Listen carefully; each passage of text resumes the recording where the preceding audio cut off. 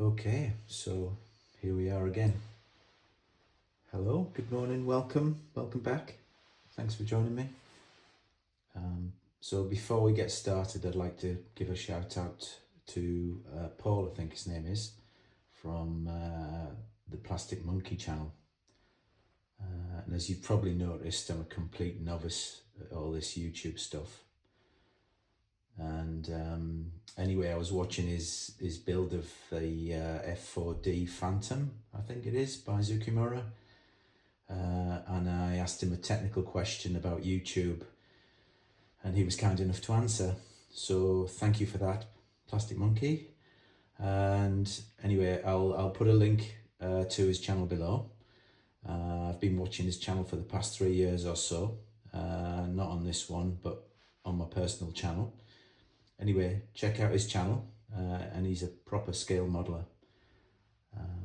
And also, before I get started, please like and subscribe and comment. It'll help build this channel and hopefully help me improve my videos. Thank you. So what have we got here? Well, 4 more kits. I bought these 4 kits from Kit Crazy the other day, and he always gives me a discount, which is great because that's kind of how he rolls. That's how his shop works. And he's also at the trade shows. He's at Telford and quite a few of the other trade shows, so watch out for him, Kit Crazy. Anyway, all of these kits are Japanese kits, and I've been in the shop several times over the past few months, and I hadn't really noticed these kits. I guess I wasn't looking for them, but on my last visit, I found these, which I think are all pretty amazing in terms of box art. So I'll talk you through them. We've got one by Skywave. We've got one by Pit Road. We've got two by Hasegawa, and they both seem to be, well, this one is definitely an 87 boxing of the FW190D, and we've got a Thunderbolt there, which maybe looks a little bit of a later boxing of that particular aircraft. So let's go through them one by one. Let's have a look. I'll move these to one side.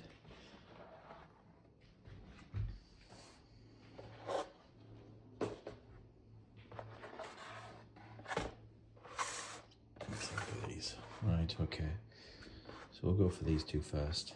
Right, so this one, it's B-29 Superfortress versus Mitsubishi J2M Jack and Nakajima J1N Irving.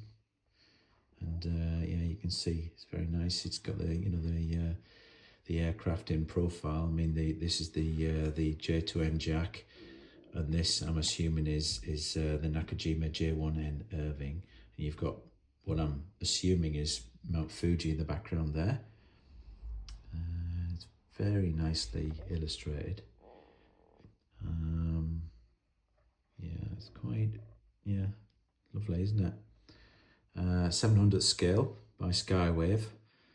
And you can see the Superfortress, the vapor trails of the Superfortress flying over on a mission, I'm assuming, and these aircraft seem to be kind of en route to intercept them. There we go. We've got the American flag and the Japanese flag there. Just turn it over. Oh, wrong way around.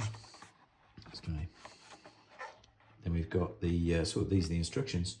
Obviously, these are very tiny aircraft. I think Pit Road, they specialise in these kind of very small aircraft for, I'm assuming, ships, maybe, that kind of thing, to be in scale with these 1/700th scale ships that are produced by companies like Aoshima or maybe Tamiya or other Japanese manufacturers. And the artist's signature on this box art seems to be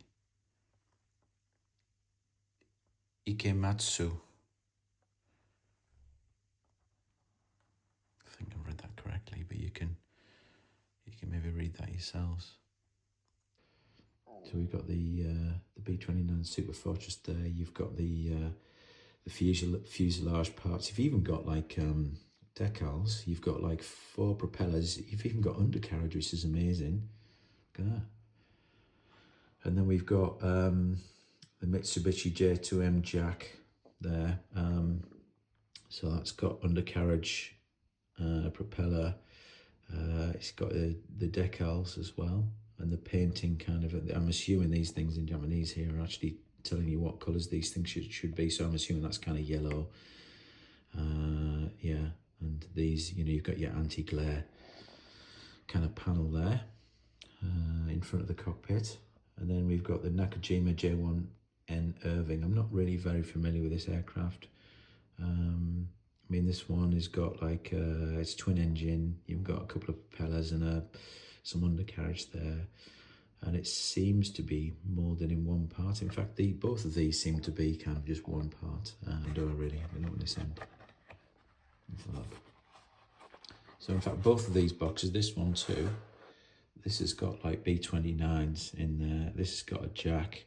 I'll see what the other ones are. We'll compare them in a minute. And there we go. So look at that. Very nice. I'm not going to take this one out of the bag because you can see the markings there. You've got the decals, the tail markings here, the meatballs here, stars and bars. What have we got here?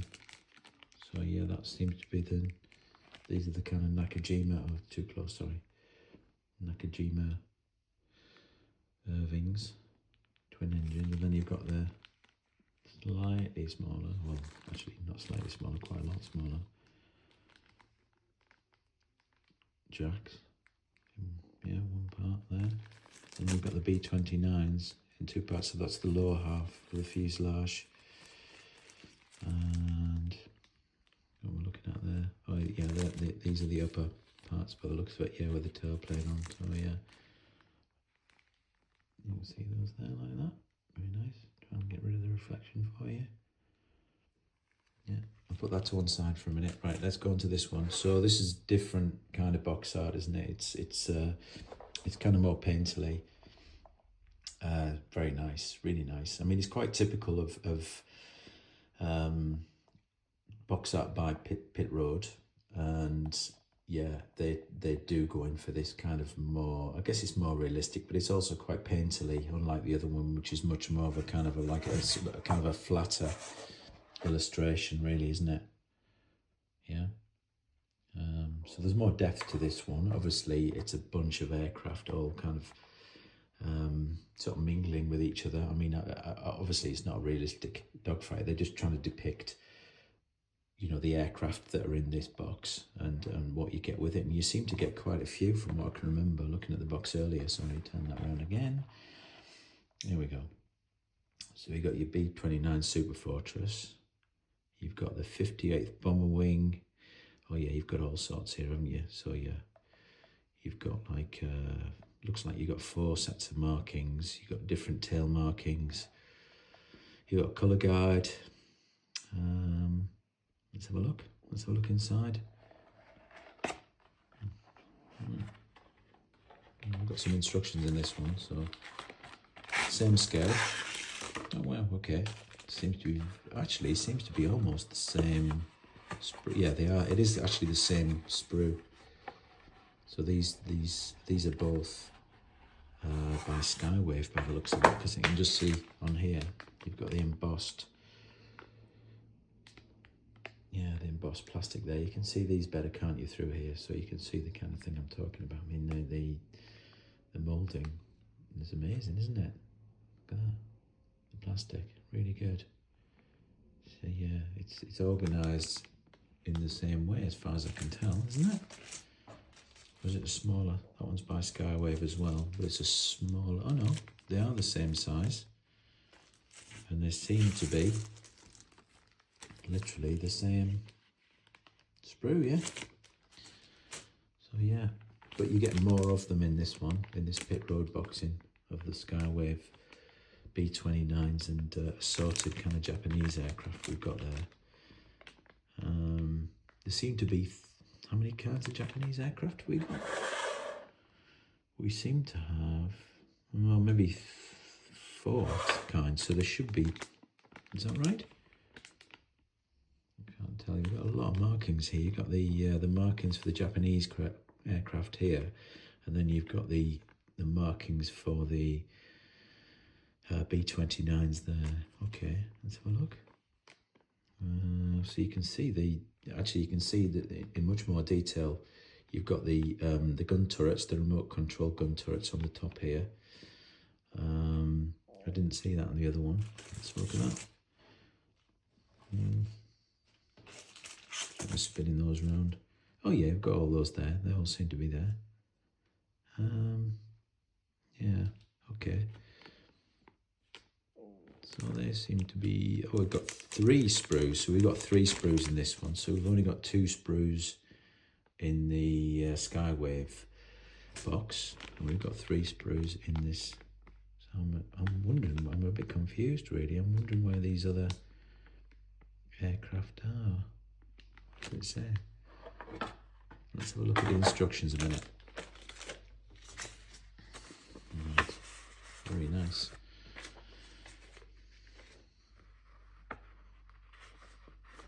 Oh, lovely. Boeing B-29s versus is that versus or VS Imperial Japanese Fighter. That's a translation anyway. So yeah, we seem to have 3 aircraft in here, although it seems to, how many aircraft is it?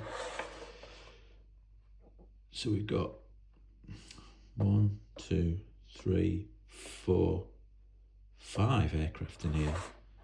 And I'm not sure if all of those are kind of in this. Oh, they seem, yeah, apparently they are. So you get tanks as well. Wow, okay. Oh yeah, I'll have a look at that in a minute. Wow, okay. So you've got your B-29 there. You've got your, I'm assuming that's Nakajima Irving there, maybe. And this is a different aircraft. I mean, at such a tiny scale, I'm reluctant to get them out of the bag because the decals are in such good condition. But yeah, I'm just looking at this. Okay, what's that? A key 84 or a, yeah, maybe. This is your Raiden or your J2M Jack. And these, you seem to even have some sort of, that seems to be some sort of landing vehicle, and this seems to be some sort of tank. And we've got some sort of fuel bowser or something like that, and then some trucks, some vehicles. You've got your colour guide. And it seems to be, which is really interesting, you've got some kind of tactics written up here. So obviously, I don't read Japanese. If you've got Google Translate on your phone, you can obviously point your camera at these instructions and translate everything. I mean, that kind of thing's really easy these days, isn't it? Or just take a photo of it and upload it to your browser and do that. And yeah, on the back here, it just seems to be maybe, what are they? The instructions of what to do, maybe. Okay. Right, so on closer inspection, yeah, I mean, we do seem to have all the different aircraft in there, although they are quite similar. The 2 twin-engined aircraft are fairly similar. I mean, at such a tiny scale, it's hard to tell, but I can't really differentiate these too well, but I can certainly see that there's a big difference between this kind of what I think is a Key 84, Nakajima Key 84, and the J2M Raiden or Jack. So this one. So there's definitely, there's an obvious difference in those two on the sprue. I've also identified the tank, the landing craft, and these vehicles as well, and they're absolutely minuscule. I mean, very, very finely moulded, really nice. You can see down here, I think you can see the vehicles. You can see the vehicles right there. I think we're in focus now. Yeah, so you got the, excuse me, got the landing craft. I think that is, not sure what that was. What's that one? That's probably the tank. You've got the tank turrets up there. Here are the tank turrets. And you've got the vehicles, sorry, down here. Yeah, is that right? You can't see those, can you? Oh no, sorry, they're here. Yeah. Sorry, I'm looking at these tiny things through my camera and not actually looking directly at the sprue while I'm showing you, so it's quite tricky to work out what's going on. Okay, right, moving swiftly on.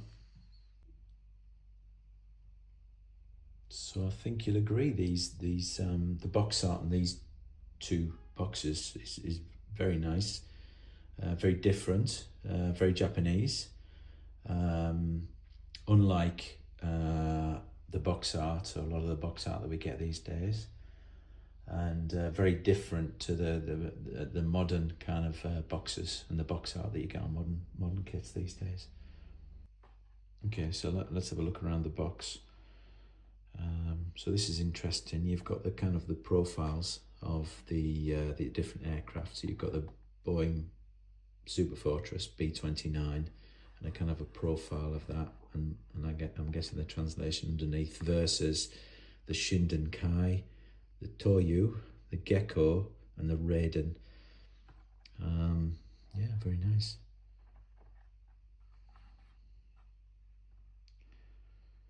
S5 Battle of Japan ones at 700 the scale. Yeah, so again it names them all kind of here along the edge there. And yeah, these are the vehicles that you seem to get in the box. So you've got like a Toyota GB truck, Isuzu fuel truck, a Type 1 medium tank, a Type 3 medium tank,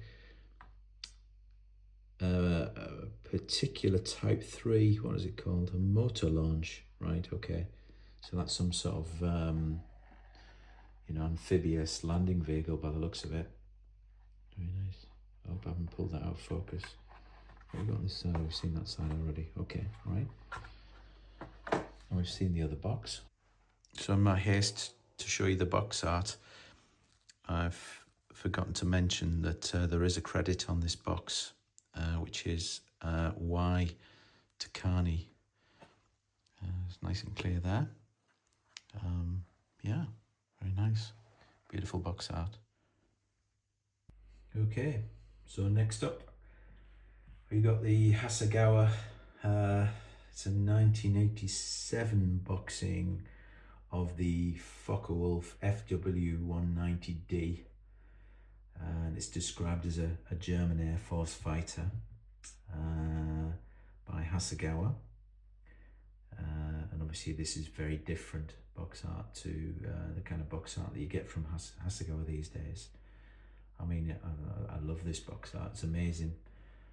And sorry, I've had to cover up the Swazi logos again to avoid any sort of trouble from YouTube.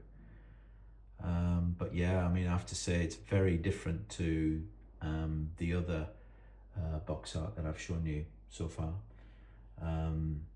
It's quite similar to the box art that I showed you on the Messerschmitt ME109, again from Hasegawa, about a similar period, from a similar period. Is quite graphic. Well, it's very graphic compared to the style of a lot of the other box art that I've shown you so far. And I mean, obviously this is the long nose kind of D variant of the FW190. It's really nice. I mean, it's a beautiful looking aeroplane, isn't it? And so what I really like about this box art of the 190 is the way the illustrator has chosen this perspective to as the his kind of viewpoint. And I think it's amazing that you've got the kind of burning kind of oil refinery below, the kind of smoke. The background's quite dark. Obviously you've got two 190s flying by a kind of a stricken is it B-24, I think? Yeah, looks like it there. Looks like a Liberator, which is on fire. But just the whole way that the artist or the illustrator kind of uses kind of light and dark to kind of like create this amazing, you know, atmosphere, this scene. I mean, look at it. It's so that the aircraft at the front here are kind of really pulled forward by the fact that the background is kind of so dark. It's very simple. I mean, it's not photographic style. It's kind of realistic, but it's also kind of very graphic and also kind of I wouldn't say it's not as manga as the ME109 box art was in the last box art video, but it's in a similar style. I was hoping to get actually a kit of an earlier version of the 190 because my wife's grandfather, he was involved in actually well, as a forced labourer, he was involved in making the Focke Wulf 190 at the assembly plant in Marienburg in Poland, or as it was then was East Prussia. And yeah, I mean, that's the one. It's not the long nose version. I think that he kind of made a wooden model of that. Actually, I've got that in a couple of my other videos on the channel. And I'm talking about where I'm talking about how I discovered that he was involved in actually making a real, the real thing, not just a kit, but the real thing. Right, I've opened the box and I've opened the bag to spare you the unpleasant noise of me opening the bag on camera with a microphone on my phone.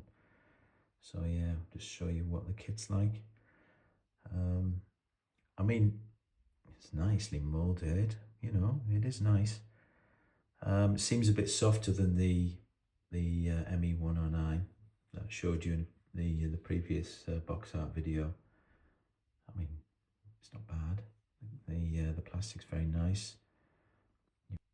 So you've got these, as you can see, you've got these access panels on the tail and on the fuselage, which correspond with the wooden model that my wife's granddad made while he was a forced labourer in the Focke Wulf assembly plant.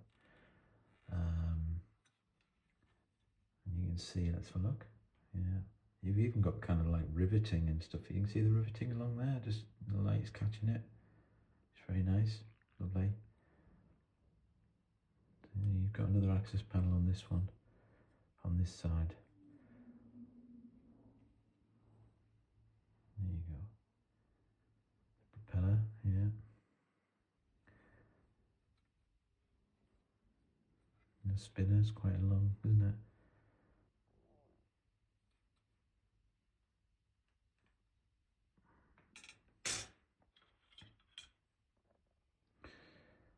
So what we've got here, yeah, got the drop tank and the bomb by the looks of it, and the seat, the pilot's seat, the landing gear, very distinctive it is too. See that there?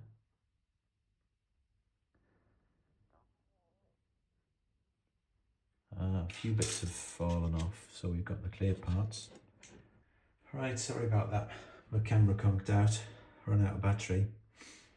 So where was I? Yeah, so we got a couple of clear parts there. Again, I'm not sure why. It was kind of more obvious in the. Oh no, there's two. Yeah, they're two very distinctly different cockpit. Yeah, so you can see one is more kind of like rounded and higher, and this one isn't. See?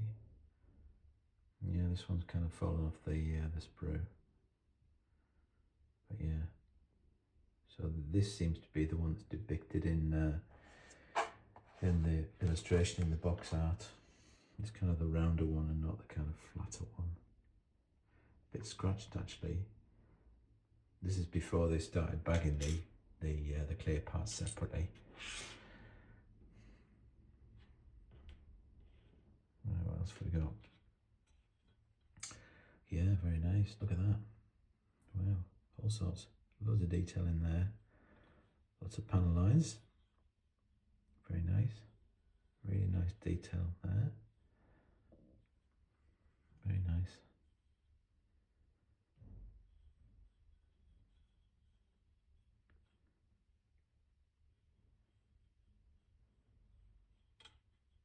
It's very typical, I think, this of Hasegawa plastic, although other kits that I've seen, Hasegawa kits are made, have got darker, kind of harder plastic. But this seems to be quite typical of the earlier models. Look at that, we got the cannons already there, attached to the wings. And these for the landing gear.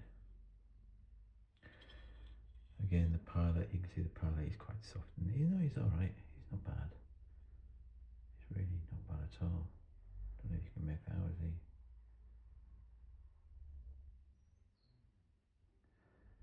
Yeah. Okay. Right, let's get those back in the box. Moving swiftly, and I'm not going to show the instructions. There are far too many logos, Swazi logos on there. It'll involve too much editing out for me. So I'll put this back in the box for now. I'll bag it up as well in a minute. Okay.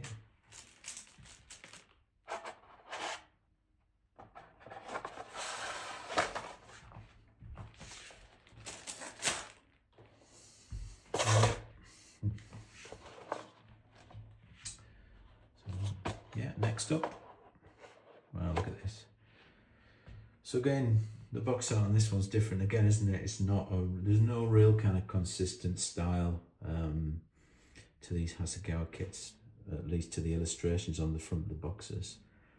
They're similar, very similar, you know, in terms of the branding and the typography and the labeling. But you know, in terms of the illustrations themselves, just trying to, yeah, that's fine.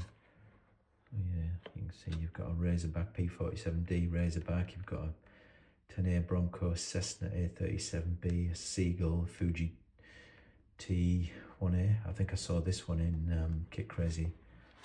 And this one is obviously the P47D Thunderbolt, US Army fighter, it's described as. Try and move that into the right spot. So yeah, it seems to be involved in some sort of dogfight, doesn't it? With a couple of, with at least one BF-109 or one ME-109. And then you've got another P-47 there, and it looks like you seem to have a couple of twin-engined aircraft down here. I can't make out what those are, but yeah, one of them's trailing smoke, and it's over. I mean, this dogfight, this, you know, the action is happening or going on above, you know, this kind of landscape. You can see the landscape below, so it's not really high altitude, seems to be quite low level. Yeah, but again, very different. I mean, you've got very interesting markings on this P-47. You've got the skull and crossbones with two little wings, it seems to me. I'm not sure if those are wings, but there seem to be kind of wings on the top of his head. And then you've got an eagle, and then you've got these kind of markings of the kills that this pilot's made. I don't know if this is, I'm guessing that they're you know, the researchers at Hasegawa have chosen an aircraft that you know has of a particular ace. You know, I think I'm guessing that Hasegawa have done their research and have chosen an aircraft that belonged to an ace. I'm not sure who this one is. So what we've got here, we've also got so you've got these a different motif here. I don't know what this one is. It seems to be some sort of, I don't know, is it bird with a beret, or I'm not quite sure. It's got a beak, I think. Is that right?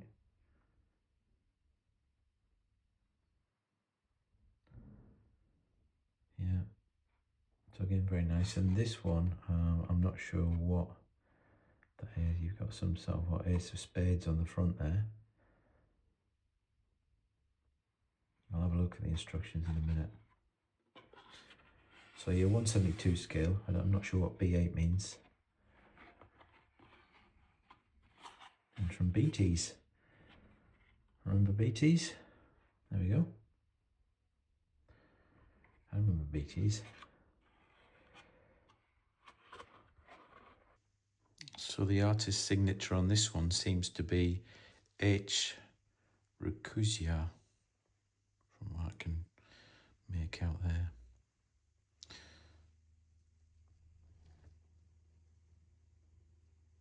Let me know in the comments below if you know otherwise or see something different.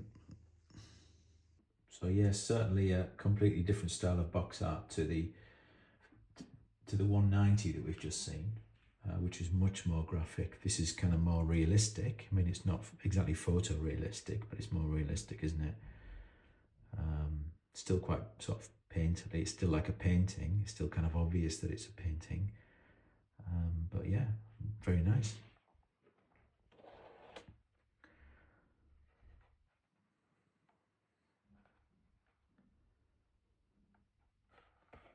Right, let's see what we've got inside.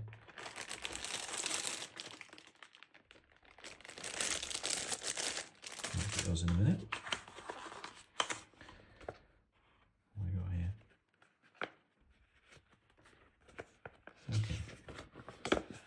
And what I do like about this, it's on the box as well, but this O, where they've kind of turned it round 90 degrees. But yeah, similar kind of thing going on with the R there. Very nice. So it's quite low, isn't it? It's quite, seems to be quite kind of wow. So that seems to be Billy bubble top. So this is the obviously this is the P47D bubble top, not the Razorback. But you can see it's this one seems to be in a natural metal finish. Was that meant to be? I think this is meant to be a natural metal finish. Yeah. Okay.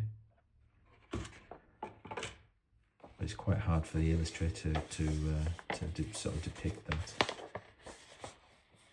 using the paints and technique at his disposal. Oh yeah, so they are. Yeah, so yeah, they are for particular aircraft. So the researchers at Hasegawa have chosen one flown by Major G.T. Eagleston, which maybe is the reason for the eagle on the, or is that too obvious? So yeah, so you got all the paint kind of call outs, the colour call outs. Amazing. So yeah, it looks like, oh, you've got a Royal Air Force one down here as well. I didn't recognise that as Royal Air Force. Maybe the colours have shifted a little bit over time, I'm not sure. But yeah, I've got a Royal Air Force one. There's actually, there's a P47 in the RF Museum in London, which seems to be about to be on going on display quite soon.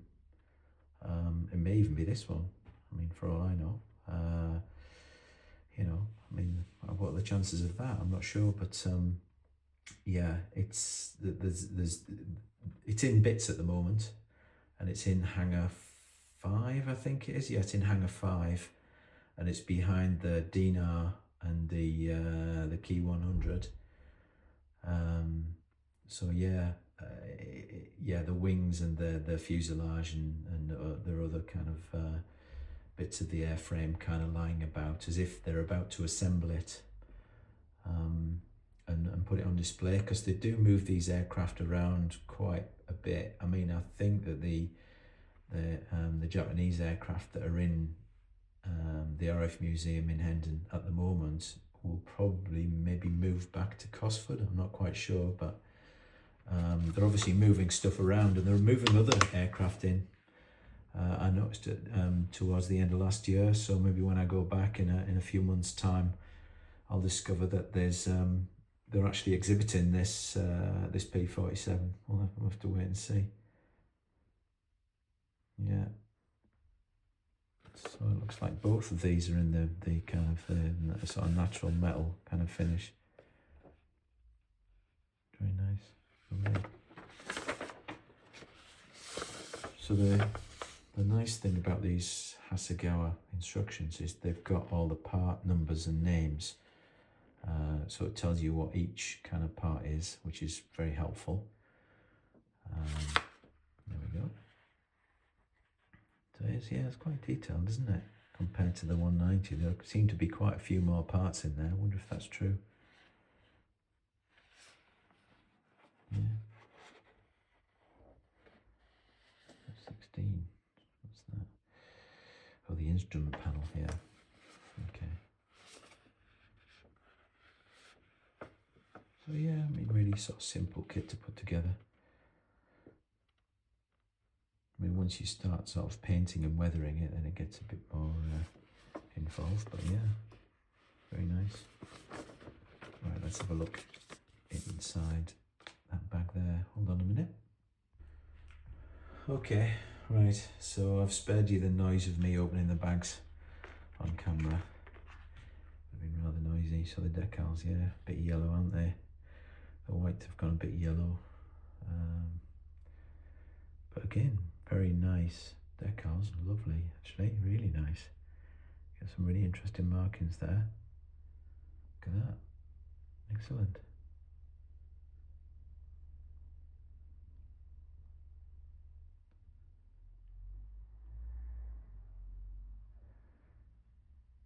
I'm not sure why these are meant to be the RAF markings. If anyone can tell me, that would be great. I'm obviously quite ignorant. But yeah, lovely. Right. So we've got the fuselage halves, and again, I mean, some really nice detail on here.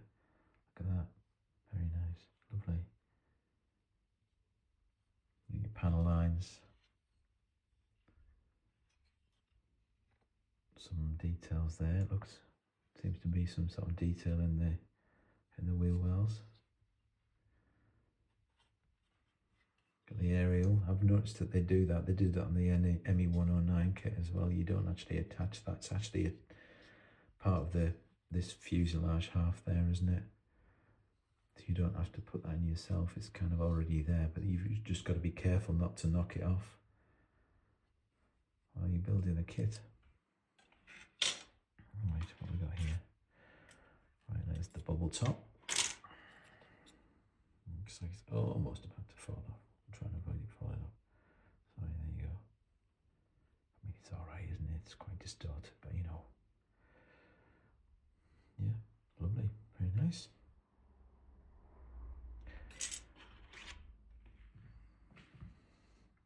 I think we can kind of forgive them that, can't we, bearing in mind the age of the kit. I mean, clear parts were never really that good, were they, in the good old days?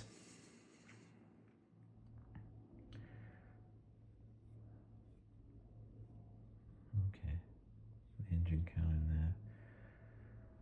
I mean, it's nice, lovely. Pilot again, not bad at all. There's quite a lot of detail on him, considering he's only 172 scale. Yeah.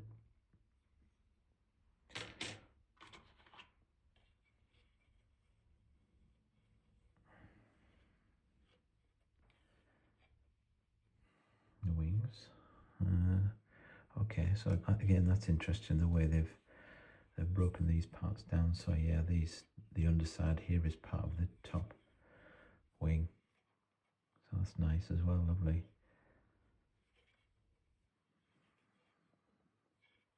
Very nice. You got like a nameplate there as well for your kit, which is great.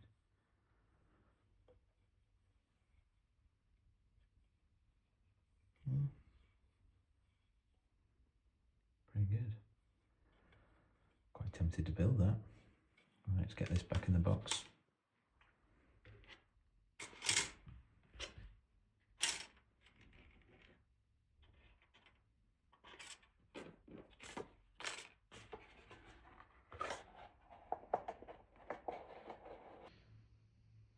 Okay, right, yeah. So, yeah, 4 very nice examples of box art here, all very different. But yeah, I love all of them. Very nice. I can't wait to try and find more of these. Well, particularly, I'd dying to find some more of like this this kind of 80s kind of box art by Hasegawa.